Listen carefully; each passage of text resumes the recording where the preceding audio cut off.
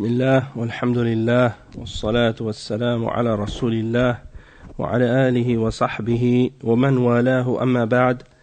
On commence maintenant aujourd'hui le cours numéro 67 dans la lecture du livre de Manzumat al-Adab de l'imam al-Mardawi, Cheikh al-Mardawi, avec les commentaires de Cheikh Salih al-Fawzan, hafidhahullah ta'ala.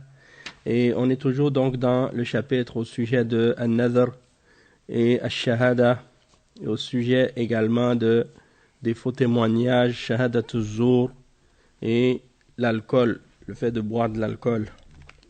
Donc, on a parlé déjà de plusieurs points, parmi les points dont on a parlé au dernier cours.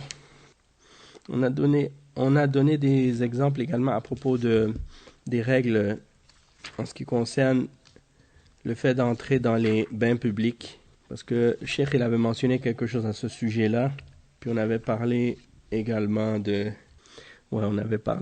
fait de rentrer dans le hammam, et naam. Donc on a parlé de ça.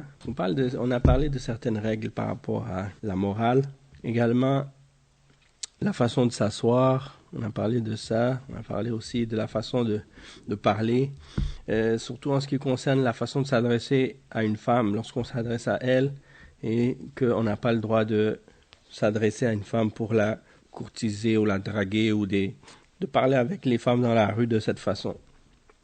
On a mentionné des choses à ce sujet-là, c'est ce qu'on a mentionné en dernier.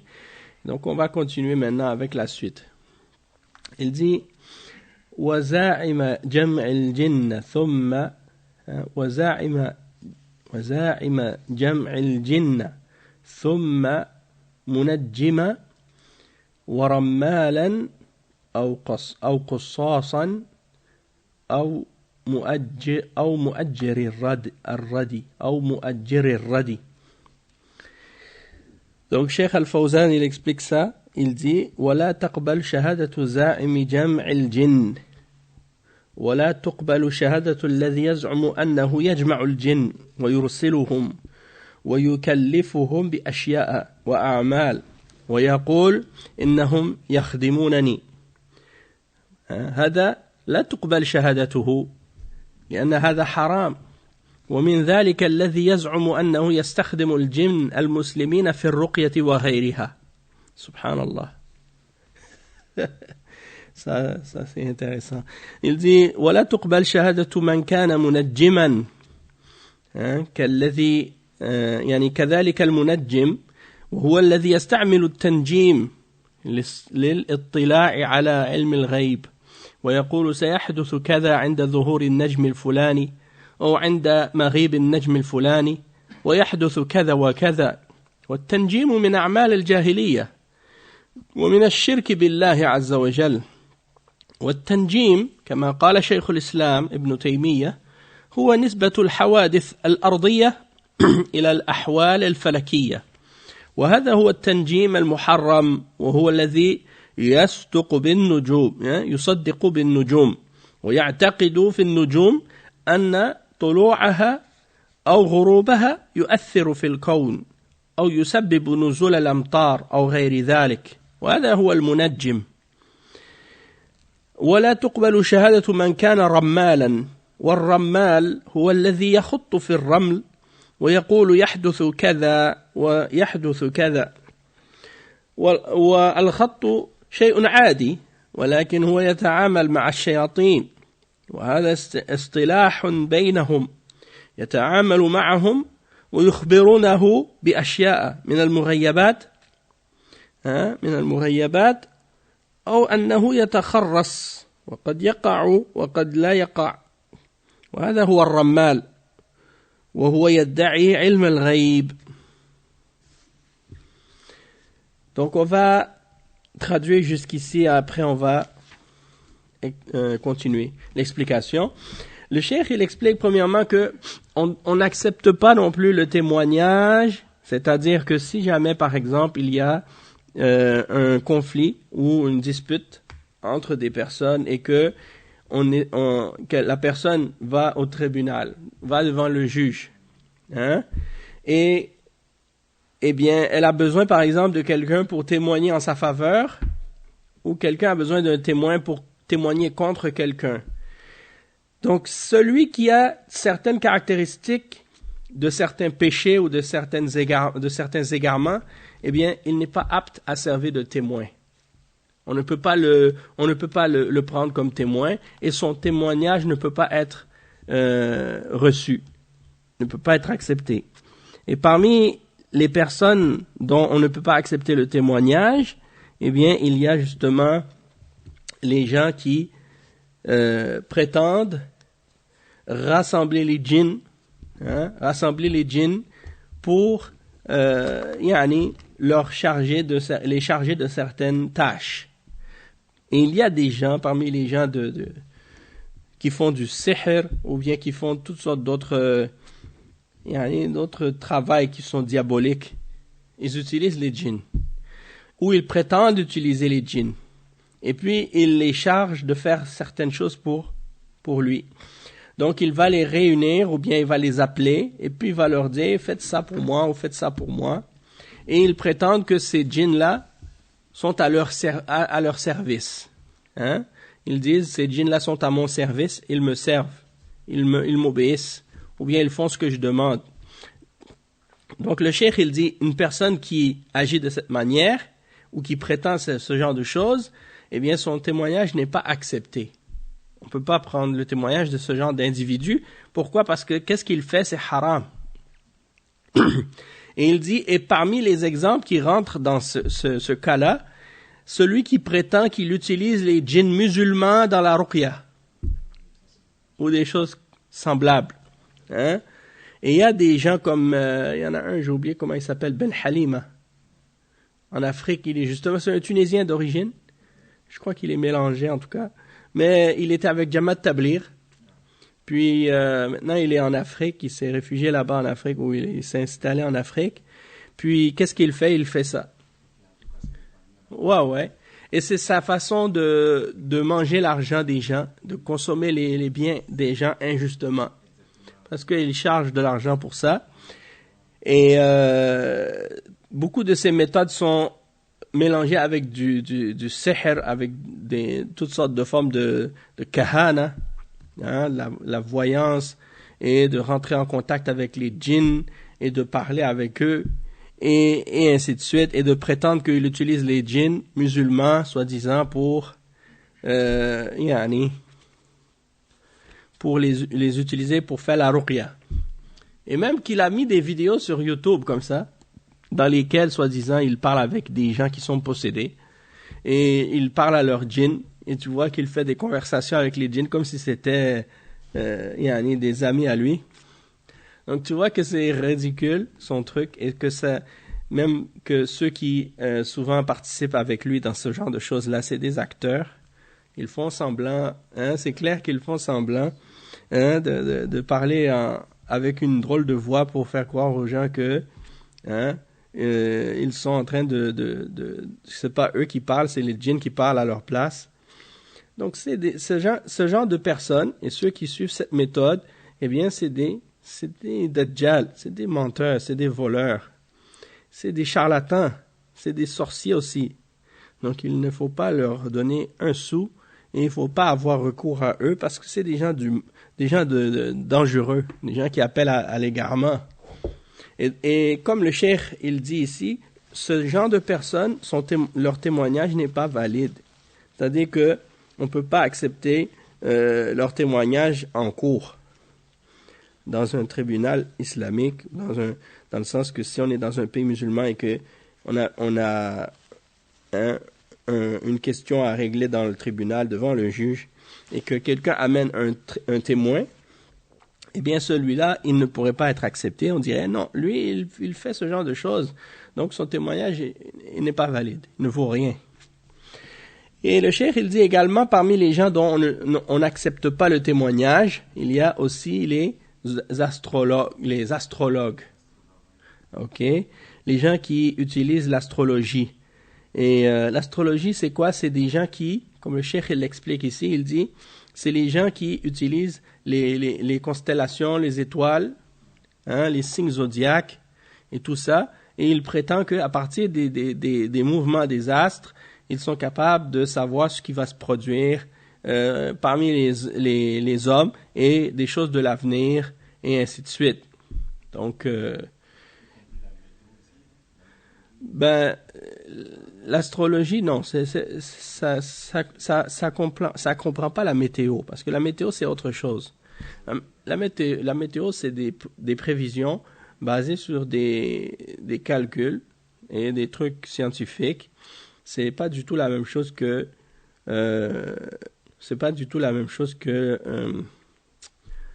que ce genre de trucs d'astrologie. Parce que, en fait, la météo, c'est des prévisions qu'ils font et c'est des probabilités.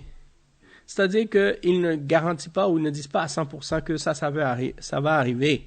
Quand ils disent qu'il va pleuvoir, ça veut pas dire qu'il va pleuvoir.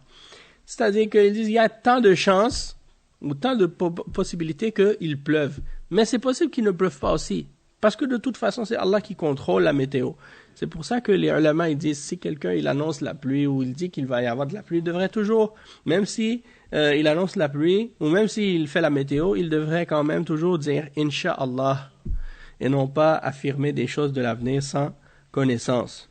Parce que combien de fois tu écoutes la météo, ils te disent qu'il va pleuvoir et il fait beau. Et des fois, ils te disent qu'il va faire beau puis il commence à pleuvoir. Donc ça veut dire que c'est pas une science qui est parfaite et qui est exacte à 100%. Oui, on peut se baser là-dessus pour, disons, essayer de prévoir certaines activités ou certaines choses, mais il ne faut pas penser que c'est quelque chose qui est 100% exact et qu'il ne peut pas y avoir dedans d'erreurs ou des choses de ce genre. Ok, donc ça c'est une chose. Et puis, le cheikh, donc il parle de la personne qui utilise l'astrologie par contre. Eh bien, il dit, cette personne, elle dit à cause de tel astre, parce que eux, souvent, ils divisent les gens en signes zodiaques, et c'est des écarts de date, ou des périodes de telle date à telle date. Si tu es né de telle date à telle date durant l'année, bon, ils vont dire ton signe zodiaque, c'est Scorpion, ou c'est Lion, ou Poisson, ou Gémeaux, ou autre chose. D'accord?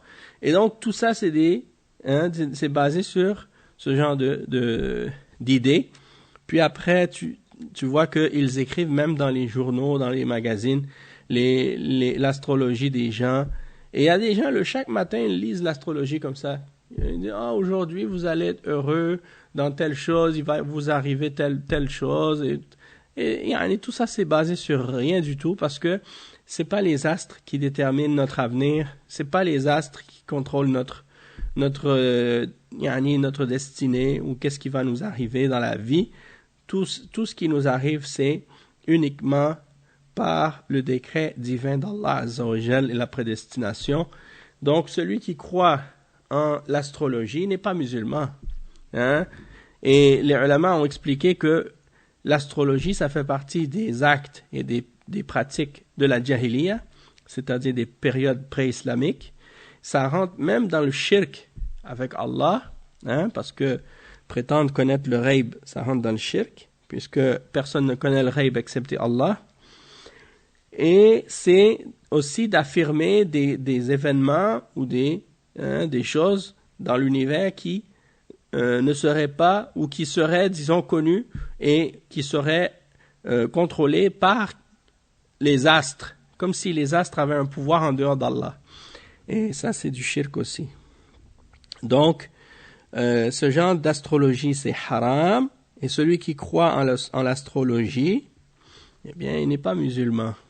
Hein? Et si quelqu'un donc croit en ce genre de choses, eh bien, ça même qu'il y a des hadiths à ce sujet-là.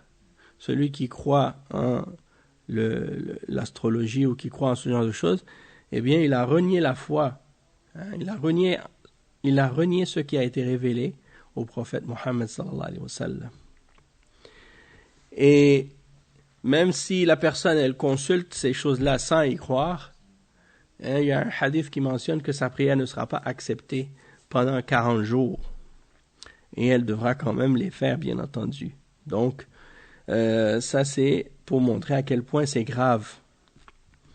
Et donc, il ne faut pas croire que c'est à cause des astres, par exemple, que la pluie tombe ou qu'il y a des choses qui se produisent dans l'univers ou des choses de ce genre.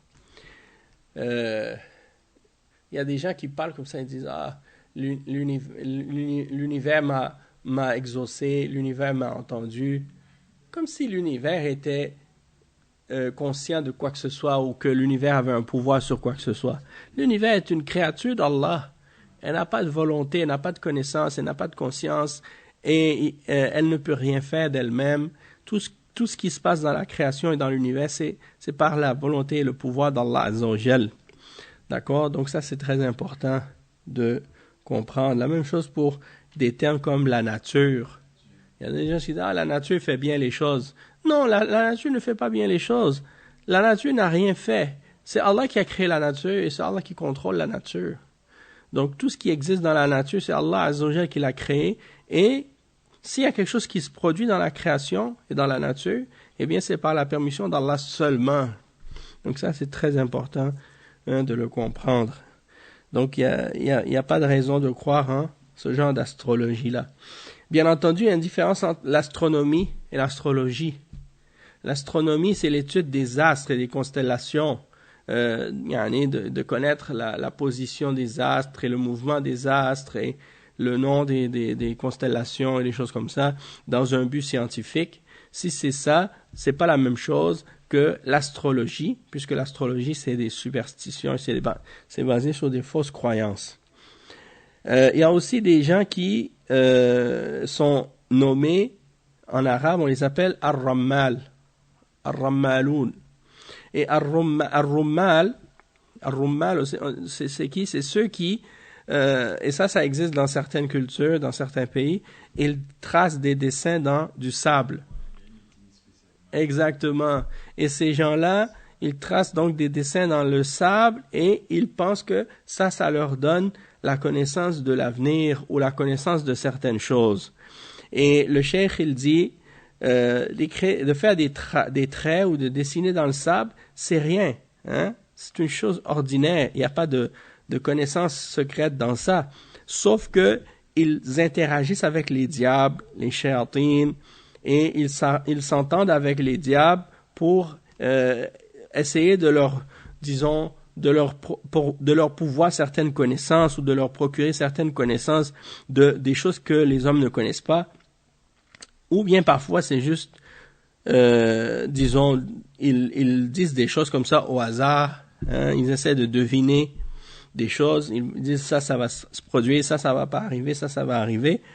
Et c'est des gens qui prétendent connaître le ghaib aussi. D'accord? Donc ces gens-là, on n'accepte pas leur témoignage. L'autre point que le cheikh a mentionné ensuite, il a dit, donc, ثم منجما ورمالا أو قصاصا أو مؤجر الردي.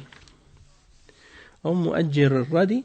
Donc ici, le cheikh, il dit que il explique les autres catégories. Il dit ولا تقبل شهادة من كان قصاصا وهو الذي يكثر من القصص غير الثابت ونهمته بالقصص ولا تقبل شهادته لأنه يدل على تساهله أما الذي يقص القصص الحق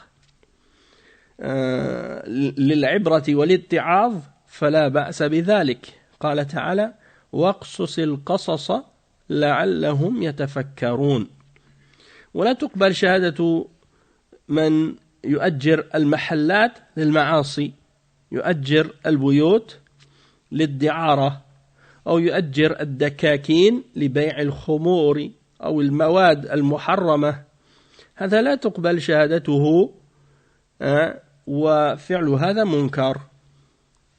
Donc le cheikh il dit on n'accepte pas non plus le témoignage des conteurs, des conteurs, c'est-à-dire les gens qui racontent des contes, des récits.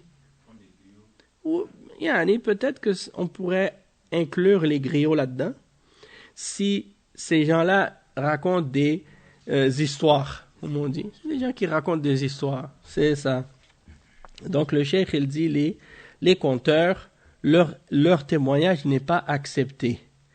Et il dit, parce que ils racontent toutes sortes d'histoires qui ne sont pas authentiques ou qui ne sont pas véridiques. Et il dit le cheikh, que ça indique que ce sont des gens qui sont négligents et qui ne tiennent pas compte de la vérité. Tandis que la personne qui raconte des histoires qui sont vraies, dans le but de donner des leçons et de faire réfléchir les gens pour prendre des leçons sur les choses de la vie et de la religion, il dit dans ce cas-là, il n'y a pas de mal. Et Allah Azza wa Jal, il mentionne dans le verset 76 dans Surat Al-A'raf, وَقْصُصِ الْقَصَصَ لَعَلَّهُمْ يَتَفَكَّرُونَ. Et raconte-leur l'histoire pour qu'ils puissent réfléchir. Et il y a aussi la sourate qui s'appelle Al-Qasas dans le Coran. Et Allah, il nous raconte l'histoire des prophètes et des messagers précédents. Donc si c'est pour la vérité, pour donner des leçons, pour faire réfléchir, alors à ce moment-là, c'est correct. Mais si c'est des histoires fausses, des histoires mensongères, juste pour divertir les gens ou des choses de ce genre, il dit alors celui qui fait ça comme métier ou qui vit de ça, on n'accepte pas son témoignage. Et il dit la même chose aussi pour le témoignage. Bon, par rapport aux conteurs aussi, des fois il y a des gens qui prétendent travailler pour la da'wa ou vouloir faire la da'wa. Ils se basent dans leur da'wa uniquement sur le fait de raconter des histoires. Et des fois, c'est toutes sortes de choses qu'ils racontent. Des fois, c'est vrai, des fois, c'est pas vrai. Mais c'est des gens qui se basent uniquement sur ça. Et ils vont pas citer de Coran, ils vont pas citer de hadith, ou bien même des fois, ils vont citer des hadiths qui sont faibles ou qui sont fabriqués. Rapporter n'importe quoi d'étrange. Et il y a des gens qui sont justement intéressés que par les hadiths bizarres et étranges que personne ne connaît. Et ils te ramènent ça pour, en réalité, essayer d'impressionner les gens pour dire, regardez, moi je connais des hadiths que personne connaît. Alors que c'est même pas des hadiths en réalité. Et donc, ça ouvre la porte. Mais sur les leçons aussi, souvent, il y a des légendes qui sont vraiment... Il y a eu un peu d'accès, là. C'est pas ça aussi. On a des histoires qu'on enseigne à l'école, là. Il y a des légendes. Oui, des légendes. Exact. Et des fois, bon, s'il y a dans ces légendes-là des leçons qui sont bénéfiques et qui confirment ou qui sont en accord avec la révélation, ou en accord avec la religion, à ce moment-là, il n'y a pas de mal. Mais si c'est des histoires que les gens racontent, oui, mais des fois, c'est ça. Si ces histoires-là, s'il n'y a pas de choses contraires à la foi dedans, contraires à la religion,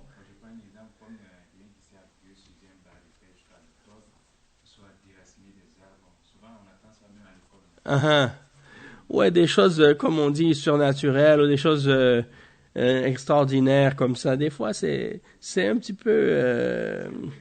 c'est clair que c'est exagéré. Puis, des fois, ça peut amener aussi à des fausses idées ou des fausses croyances.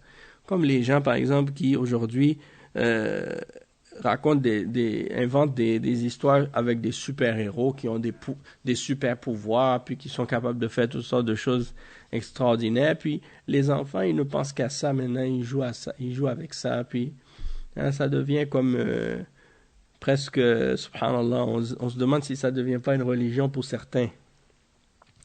Donc il faut faire attention à ce genre de choses. Et il dit, parce que une des raisons pourquoi c'est dangereux, c'est parce que en fait, les gens commencent à vouloir écouter que ça après.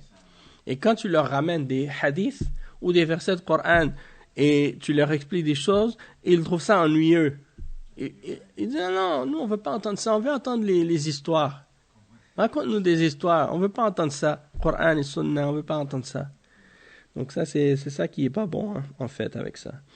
Et Cheikh il dit aussi, on ne prend pas le témoignage de celui qui loue des espaces ou des locaux ou des endroits pour que les gens fassent dedans des péchés.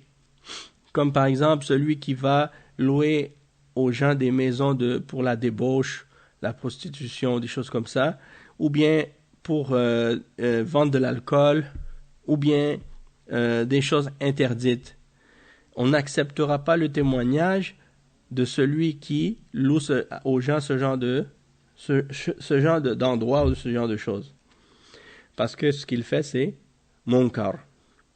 Il dit ensuite wa la'ab arjuhin wa raf'i thiqali wal musabiqi fi sabhin wa sa'yin mu'awwadi. Donc ici, qu'est-ce qu'il dit? Le cheikh, il dit وَلَا تُقْبَلُ شَهَدَةُ لَعَابُ أَرْجُوحَ أرجوح يعني لعاب أرجوح وهو لعاب الأراجيح وهذا يدل على عدم رجولته وعدم أهليته وأنه مثل الأطفال. ولا تقبل شهادة الذي مهنته حمل الأثقال عبثا وهو نوع من الرياضة ومثل هذا معروف الآن وهو فن من الفنون وهذا يجرح العدالة لأن هذا العمل ليس منه فائدة. ولا تقبل شهادة المسابق في السباحة في الماء لأخذ العوض عليها لأنه من الميسر. Donc il donne comme exemple aussi les gens qui jouent des je ne sais pas ici quand il dit al-arjuha si c'est les jeux de balançoire. Je crois que c'est ça, laissez-moi juste vérifier. C'est une balance, c'est les jeux de balançoire en fait. C'est-à-dire une balançoire c'est quoi? C'est en fait, c'est comme une sorte de planche qui est accrochée à deux cordes et tu t'assois dessus, puis tu balances. Non, c'est les gens qui s'amusent avec les balançoires en fait. Donc, je sais pas si il mentionne ça parce qu'à l'époque, des gens faisaient ce genre de jeu-là. Donc, c'est pour dire qu'on doit pas, un adulte, un musulman ne doit pas, disons, jouer dans ce genre de choses parce que c'est pour les enfants, en fait. C'est ça, les jeux, les manèges, les choses comme ça. Parce que ici, le cheikh, il dit, celui qui fait ça, ça montre qu'il n'est pas un homme et qu'il n'a pas de... C'est-à-dire, il est comme des enfants, en fait. C'est ça que le cheikh, il dit. Celui qui joue dans ce genre de choses-là, c'est comme s'il était comme des enfants. Donc, il dit, on n'accepte pas son témoignage. Et il dit non plus, on n'accepte pas non plus le témoignage de ceux qui font, qu'est-ce qu'on appelle le culturisme, là. Le culturisme, ou bien des gens qui font juste soulever des poids, juste pour montrer qu'ils sont musclés, qu'ils sont forts. Donc, le cheikh, il dit, celui qui soulève des poids comme ça sans raison, inutilement, juste pour... Et il y en a maintenant, c'est ça, ils prennent avec ça des stéroïdes et des stéroïdes anabolisants. Puis ils utilisent également toutes sortes de drogues et de comment on appelle ça, des genres de produits là qu'ils s'injectent pour grossir et pour avoir des gros muscles. Et ça, on dit que ces produits-là, eh bien, ça a des effets vraiment néfastes sur le corps. Et il y en a aussi, qu'est-ce qu'ils font? Ils s'injectent aussi des hormones. Des hormones. Et qu'est-ce qui arrive quand ils s'injectent des hormones comme ça? Eh bien, leur corps cesse de les produire naturellement. Ça veut dire quoi? Ça veut dire que les hormones mâles qu'ils utilisent, ils s'injectent ça pour pouvoir avoir plus de muscles. Et qu'est-ce qui arrive à la fin? C'est que quand ils cessent de prendre ces hormones, leur corps, il ne les produit plus. Alors ça a des effets vraiment néfastes. C'est ça, il est obligé de toujours en reprendre. Puis aussi, qu'est-ce que ça peut avoir comme effet? C'est que même ça peut rendre stérile, ça peut avoir beaucoup d'effets dangereux sur la santé. Et les médecins parlent de ça. Les médecins parlent de ça. Et même que on voit ici, par exemple, des exemples même des femmes qui s'injectent des hormones hein, pour devenir plus musclés comme des hommes.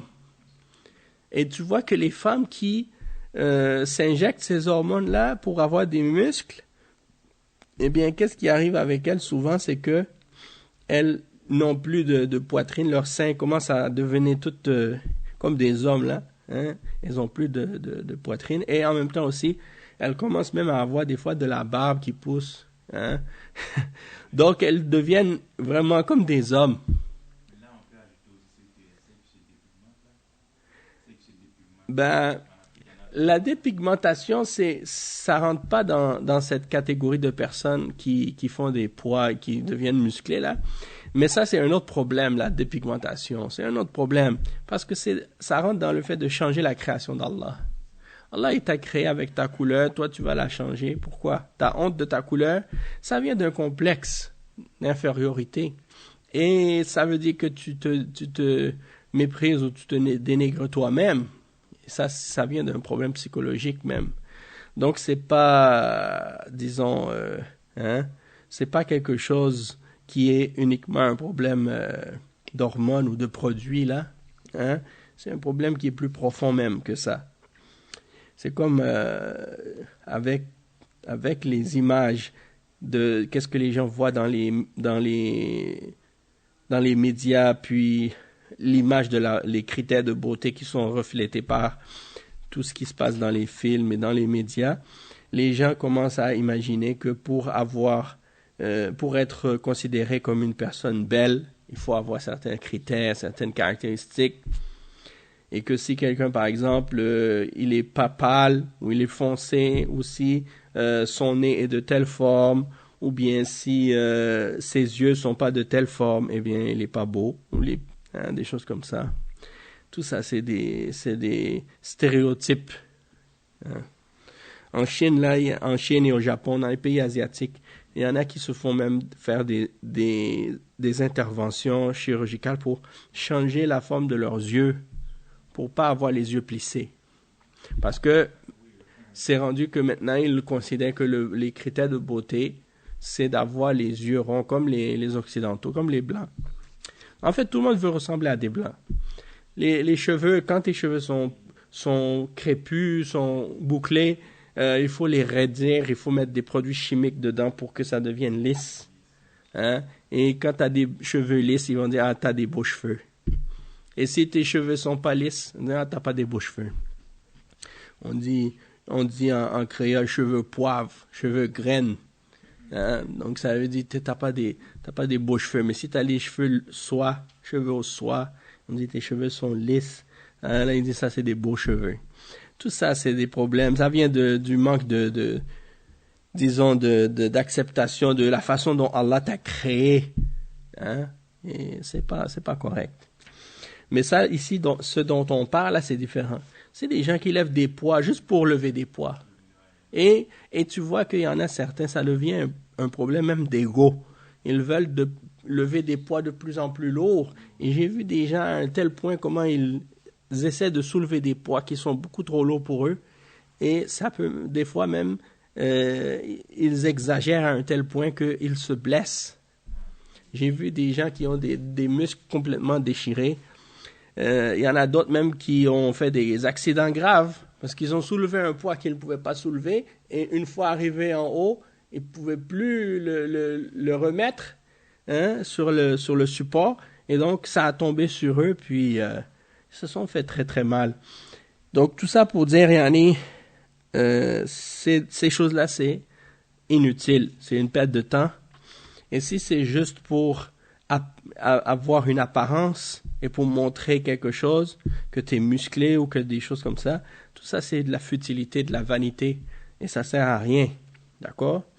Tandis que si c'est pour s'entraîner, pour être plus fort physiquement, pour être capable de combattre, si quelqu'un il est un soldat et qu'il est dans l'armée ou qu'il est dans la police ou quelque chose comme ça et puis qu'il a besoin d'être physiquement fort pour être capable de faire son travail Là, c'est autre chose.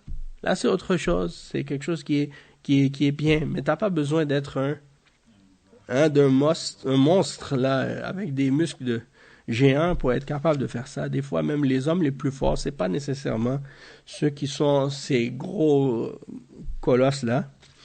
Parce que ces gens-là, leurs muscles sont tellement gros des fois qu'ils peuvent même pas bouger.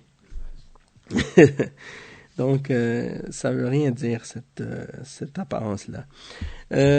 Naam. Wala tuqbal shahadatu al-musabiq. Il dit non plus, on n'accepte pas le témoignage de la personne qui fait des courses de nage dans l'eau, hein, pour gagner des prix. Il dit ça rentre dans les jeux de hasard aussi. Ben, les autres courses aussi, c'est la même chose, mais lui ici, le cheikh, il a spécifié la nage. Et parce qu'il dit al-musabiqu fi sabhin. Mais aussi, il y a d'autres sortes de courses aussi qui rentrent dans ça, des compétitions d'autres choses. Mais il y a seulement, comme le cheikh il dit, ولا تقبل شهادة من يأخذ الجائزة على الركض لأن هذا من الميسر والمسابقة بالأقدام جائزة وقد فعله النبي صلى الله عليه وسلم ولكن من غير أخذ جائزة. قلنا إن الجوائز لا تجوز على المسابقات إلا الثلاث التي استثناها الرسول صلى الله عليه وسلم فيجوز أن يسابق على أقدامه ويركض ولكن لا يأخذ على هذا جائزة لأن هذا من القمار. Donc il dit la course à pied c'est permis de le faire mais tu peux pas recevoir de prix pour ça. D'accord? Donc il dit le prophète sallallahu alayhi wa sallam a fait des courses à pied, hein? Donc c'est permis de le faire mais sans qu'il y ait pour cela une récompense pour le gagnant ou un prix pour le gagnant. D'accord? Il dit les seules compétitions dans lesquelles il est permis de recevoir un prix pour le gagnant, c'est dans trois choses, hein, que le prophète sallallahu alayhi wa sallam a mentionné. Et si tu regardes, c'est des choses qui sont reliées aux entraînements aux entraînements dans le djihad. Ouais. Et donc, on va les mentionner. De toute façon, le cheikh, il va les citer. Il dit, وَأَنْ يَحْتَوِي لُعْبٌ عَلَى عِوَضٍ مِنَ الْجَوَانِبِ أو من بعضها احذره واسددي فذاك قمار وميسر باجتنابه أتى الأمر في القرآن أمر مهدد. Donc ici le cheikh il dit أمر مهدد. نعم أمر مهدد. Le cheikh il dit ici وهذه قاعدة عامة أن الألعاب لا يؤخذ عليها جوائز لا من طرف واحد ولا من أطراف لأنه أخذ للمال بالباطل وإن كان أصل هذا اللعب جائز مثل لعب الكرة ومثل الألعاب المباحة ولكن لا يجوز أخذ العوض عليها لأنها أكل للمال بالباطل ولا يكون الإنسان يحترف هذه الألعاب لأخذ الأموال. نعم وأخذ الجوائز على المسابقات من المراهنات كله وكان كله ميسر إلا ما استثناه النبي صلى الله عليه وسلم. Donc le cheikh il dit que c'est une règle générale à propos des jeux, lorsqu'on fait des jeux, qu'on n'a pas le droit de prendre des prix, hein, que ce soit d'un seul côté ou de plusieurs. Il dit parce que ça fait partie de prendre les biens injustement. Et il dit que si à la base, même si le jeu que tu fais il est permis, comme par exemple si tu joues avec un ballon ou des choses comme ça, à la base c'est permis de jouer au ballon, mais ou bien d'autres jeux qui sont licites, mais t'as pas le droit de prendre de l'argent pour ça. Hein? T'as pas le droit de prendre de l'argent pour ça, parce que ça fait partie de prendre l'argent injustement. Et donc, quelqu'un ne doit pas faire ça comme métier pour prendre de l'argent, parce que ça, c'est pas permis. Et combien de de joueurs aujourd'hui de foot là et des gens comme ça, des différents sports, baseball, football, et qui vivent de ça et qui gagnent des millions pour ça. Hein? Donc ça, c'est des exemples. Et il dit, de même que de prendre des prix pour des compétitions, des courses ou des choses comme ça, tout ça, ça fait partie des jeux de hasard. Et c'est pas permis de le faire, excepté ce que le prophète sallallahu alayhi wa sallam a mentionné comme exception. Et là, il va expliquer les exceptions à ce sujet-là. Il dit فكل المسابقات التي يؤخذ عليها جوائز تدخل في القمار والميسر إلا ما استثناه الرسول صلى الله عليه وسلم بقوله لا سبق إلا في نصل أو خف أو حافر. والسبق بفتح الباء السبق نعم بفتح الباء المراد به الجائزة التي تؤخذ على المسابقة إلا في نصل وهو الرماية، فيجوز أخذ الجائزة على المسابقة في الرماية، وخف وهو المسابقة على الإبل، أو حافر ويراد به الخيل، فيجوز أخذ الجائزة على المسابقة على هذه الثلاث فقط، لأن هذه الأمور من التدرب على الجهاد في سبيل الله، فيجوز أخذ الجوائز عليها تشجيعا للمسابقين وترغيبا للآخرين للإكثار من هذه المسابقات. والجائزة على السباق على الخير إنما هي للراكب وللفرس، وإذا كان الراكب يريد التدرب على ركوب الخيل لأجل الجهاد ولا يكون مستأجرا لأجل أخذ الجائزة فقط أو لأجل المباهة، أو يكون كافرا كما هو الواقع الآن في أكثر المسابقات. وقد صدرت فتوى من اللجنة الدائمة برئاسة سماحة الشيخ عبد العزيز بن باز المفتي العام رحمه الله بأن أخذ الجوائز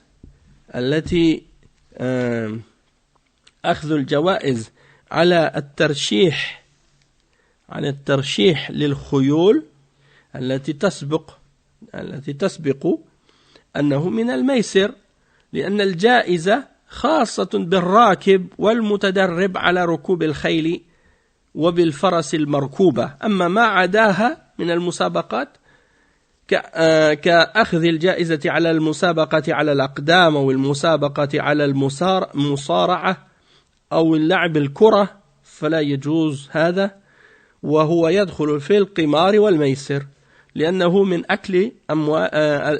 أكل المال بالباطل بدون فائدة من وراء ذلك. وهذا ما يفيده الحصر في قوله صلى الله عليه وسلم لا سبق إلا في نصل أو خف أو حافر. Donc on va traduire jusqu'ici. Le cheikh explique que toutes les courses pour lesquelles on prend des prix ou des récompenses ou des prix, ça rentre dans les jeux de hasard, excepté ce que le prophète sallallahu alayhi wa sallam a mentionné comme exception, c'est-à-dire qu'est-ce qu'il a dit dans le hadith dans lequel il dit qu'il n'y a pas de course ou de compétition de course excepté dans... Il n'y a pas de course ou de compétition, c'est dans le sens de la compétition ici, excepté dans al-nasl, al-khuf ou al-hafir. Ça, c'est les trois choses qu'il a mentionnées. Et qu'est-ce que ça veut dire, ces trois choses-là? Al-nasl, c'est le tir à l'arc, ou le fait de tirer. Et le deuxième, c'est la course à chameau, la course de chameau. Et le troisième, c'est la course de cheval. Et il dit c'est permis de prendre des prix pour ces courses-là.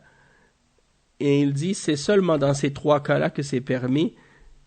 Il dit c'est parce que c'est des choses qui font partie de l'entraînement pour le combat dans le sentier d'Allah.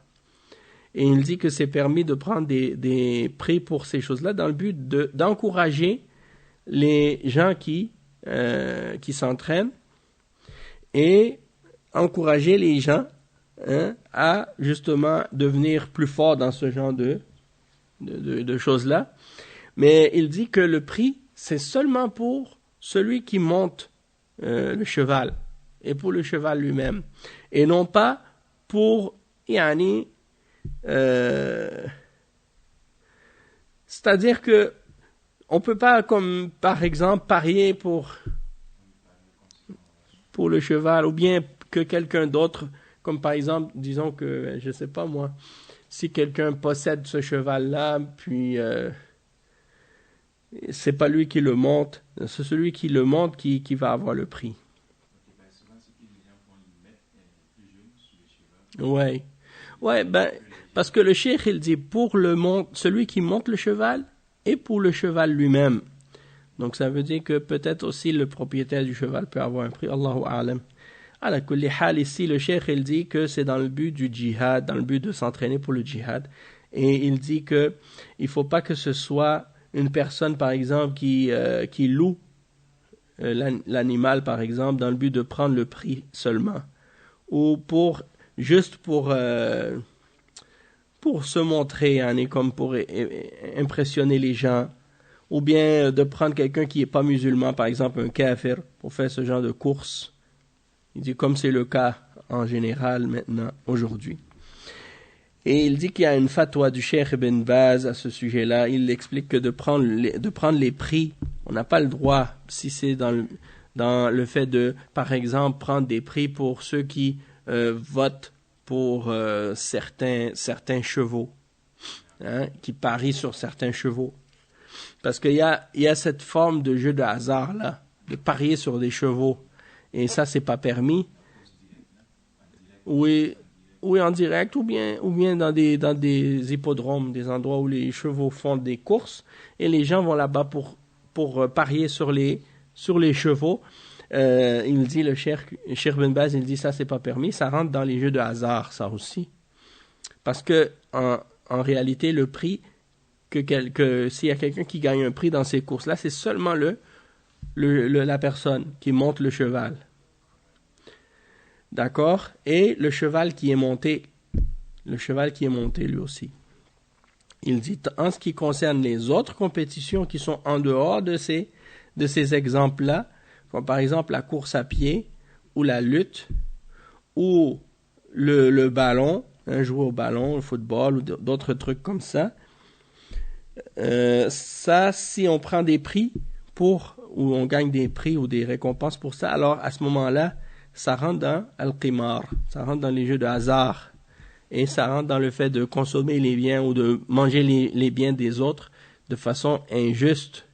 Et il n'y a pas de bienfaits qui viennent derrière ça. Donc le hadith, c'est pour restreindre et limiter la chose. Et le cheikh il dit ومفهوم الحصر أن ما عداها لا يجوز وهذا هو ما فصله العلماء في هذه المسألة فالمسابقات التجارية التي توضع على البضائع والمسابقات في الإذاعات والمحطات الفضائية غير المسابقات على المسائل العلمية الدينية كل هذه لا يجوز أخذ العوض عليها لأنه أكل للمال بالباطل ولكن الإمام ابن القيم رحمه الله في كتاب الفروسية أجاز أخذ الجائزة على المسابقة في مسائل الفقه وحفظ القرآن لأن هذا من طلب العلم والطلب العلم من الجهاد في سبيل الله فيلحق بهذه الثلاث التي استثناها الرسول صلى الله عليه وسلم. Donc il dit, on comprend donc de ce hadith qu'on a mentionné que c'est ces trois choses-là seulement qui sont permises dans les compétitions, c'est-à-dire de prendre des prix pour ces compétitions-là. C'est ce que les savants ont expliqué en détail dans cette question. En ce qui concerne les autres concours qui sont faits par exemple dans des magasins pour gagner des prix pour des marchandises ou des choses comme ça, Ça, le cheikh dit c'est pas permis. Il dit, l'imam Ibn al-Qayyim, par contre, il mentionne l'exemple de prendre des prix pour des compétitions dans les questions religieuses, comme par exemple des compétitions dans la mémorisation du Coran ou dans le fiqh ou dans la quête du savoir. Il dit ça c'est permis parce que ça rentre dans le djihad fi sabilillah, donc on peut le relier à ces catégories-là. Et moi, il y a une question aussi que je me demandais ici en lisant ce hadith-là, et c'est que, étant donné que, par exemple, les cas qui sont mentionnés ici, c'est les 3 choses que les gens utilisaient à l'époque du prophète sallallahu alayhi wa sallam dans le djihad. Est-ce que on peut pas inclure dans ça les nouvelles choses, par exemple, qui sont employées également dans le domaine du djihad aussi, dans les domaines du combat, dans l'armée, par exemple, comme par exemple le tir avec autre que des flèches, tirer avec des fusils ou avec des armes ou des choses comme ça pour faire des compétitions de tir ou faire des compétitions de je sais pas moi, si c'est d'autres montures, au lieu d'utiliser des chevaux, on utilise des avions ou bien je sais pas quoi d'autre chose. Allahu a'lam. Est-ce qu'on peut pas faire une analogie entre ces choses-là, puisque c'est relié au djihad aussi, aux autres questions qui ont rapport à ça? Allahu a'lam. Donc ça c'est une bonne question. Je pense que ça devrait aussi être une question qu'on peut poser aux mashaykh et aux ulama pour avoir plus de compréhension à ce sujet. Donc, ça c'est une bonne question. Ensuite, Cheikh Al-Mardawi, il dit وَأَنْ يَخْلُوا عَنْ جَعْلٍ فَمِنْهُ مُحَرَّمٌ كَنَرْدٍ وَشِطْرَنْجٍ وشبههما عدد وقيل كره الشطرنج أو الشطرنج لا تحضرن فبالتكثر منه ردد أو منه ردده لا بالمصرد ولا بأس في لعب بغير أذى ولا دناءة فيه كالثقاف المعود أو الشقاف المعود. Donc ça c'est les derniers points qu'on va expliquer aujourd'hui.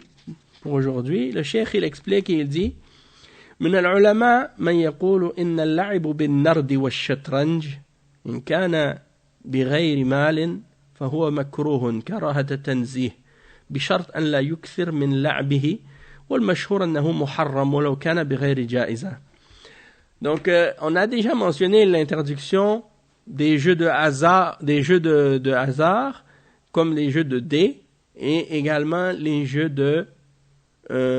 comme par exemple les échecs, les dames, les échecs, les jeux de dés comme la parchésie ou d'autres jeux de ce genre.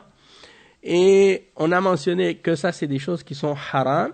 Le cheikh dit que parmi les ulama, il y en a qui ont mentionné que ce genre de jeux sont interdits uniquement si ils sont joués pour de l'argent.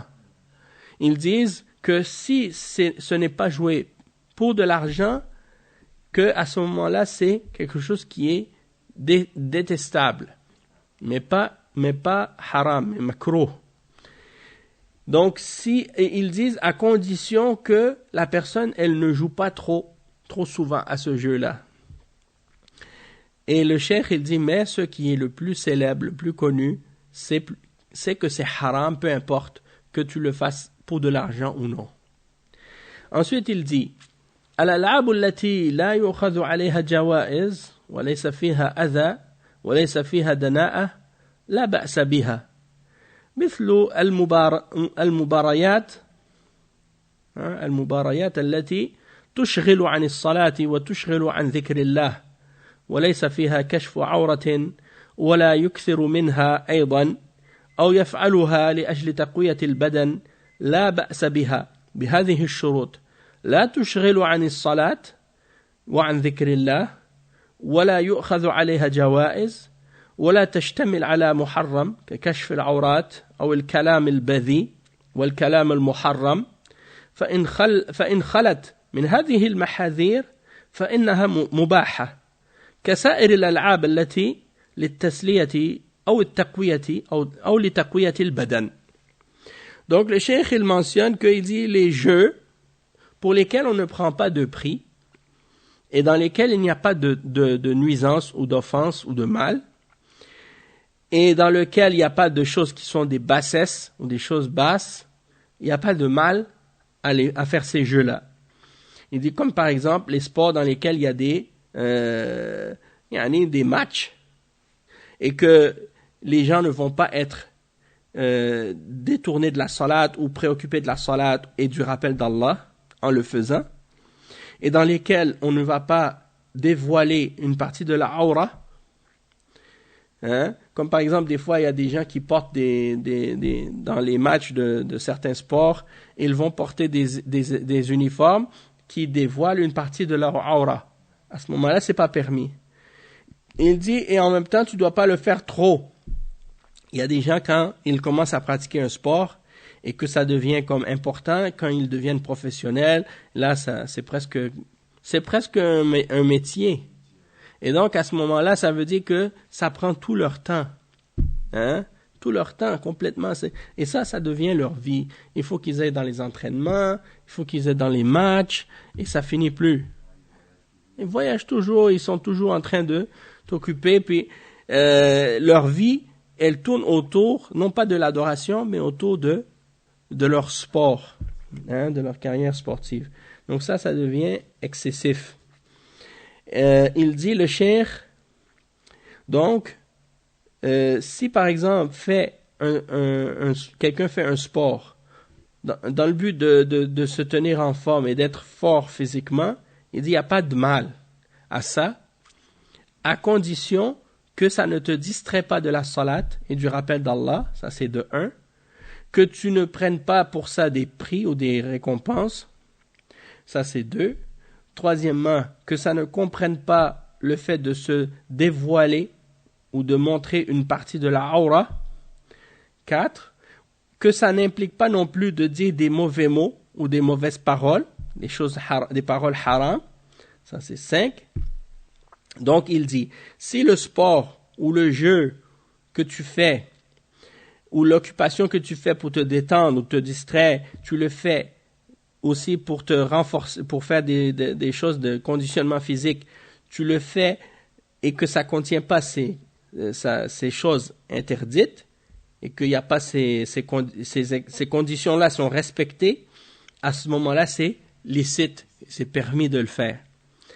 J'aimerais juste mentionner aussi que il y a des gens, par exemple, maintenant, ça devient de plus en plus à la mode, des gens qui vont dans des endroits qu'on appelle, nous ici en Amérique du Nord, on les appelle les gyms.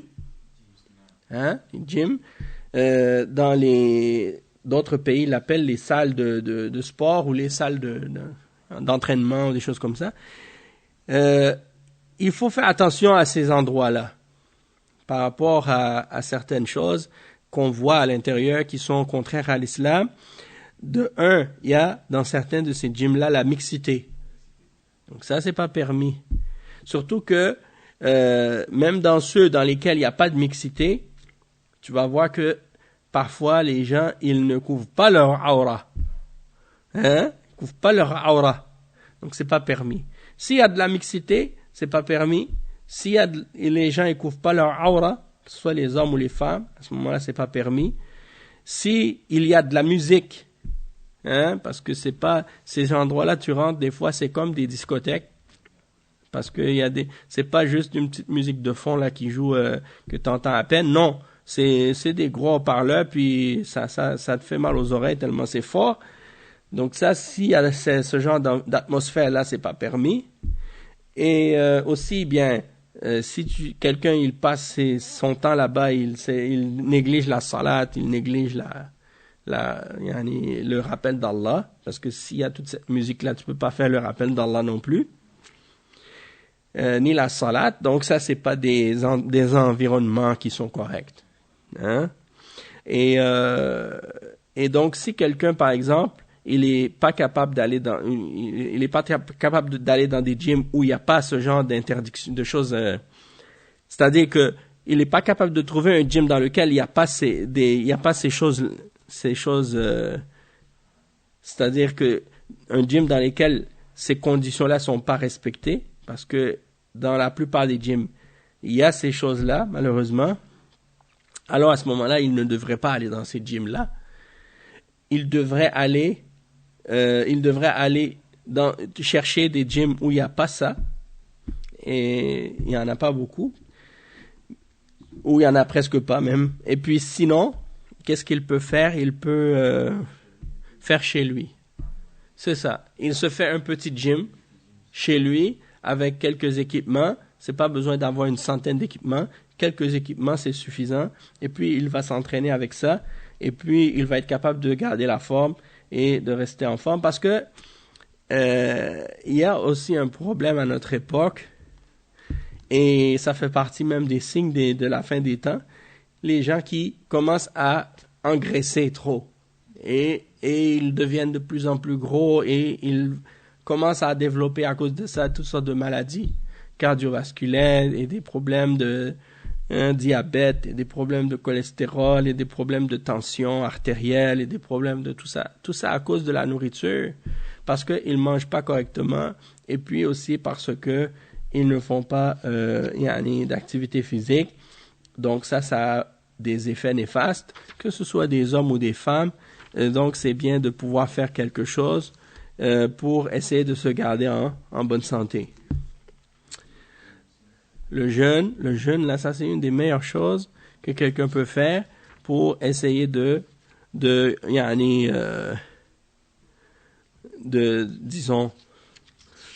de garder la santé aussi. C'est-à-dire de pas manger sans arrêt et de contrôler les moments dans lesquels il mange. Donc, quand il fait le jeûne religieux, il va s'abstenir de manger de telle heure à telle heure.